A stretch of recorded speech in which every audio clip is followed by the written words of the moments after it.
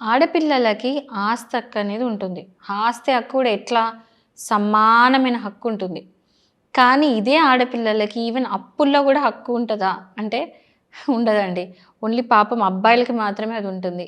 Unfortunately.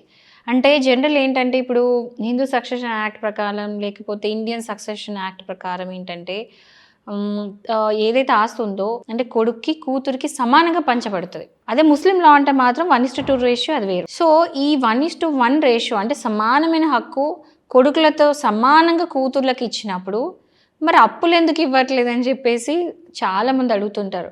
కానీ దీనికి answer ఏంటంటే యాక్చువల్లీ నా దగ్గర కూడా లేదు. బట్ ఎందుకంటే సక్సెషన్ యాక్ట్ అలానే చెప్తుంది. ఆస్తుల్లో మాత్రమే సమానంగా ఇవ్వమని చెప్తుంది. కానీ లయబిలిటీస్‌లో కూడా పే చేయాలి. ఆ డ్యూటీ అనేది పంచుకోవాలి అనేది మాత్రం ఎక్కడ కూడా లా చెప్పలేదు. మేబీ ఈ విషయంలో కొంచెం అమెండ్మెంట్స్ అయ్యి లయబిలిటీస్‌లో కూడా కూతుర్లు కూడా పంచుకోవాలని చెప్పేసి మార్పొస్తే చాలా బావుంటది.